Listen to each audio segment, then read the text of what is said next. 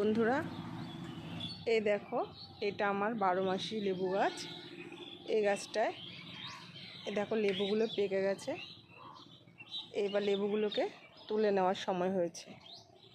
এবার লেবুগুলোকে তুলে একটুখানি মিক্স খাবার দিয়ে দিতে পারলে প্রচুর পরিমাণে আবার ফুল আসবে এবং ফল ধরবে।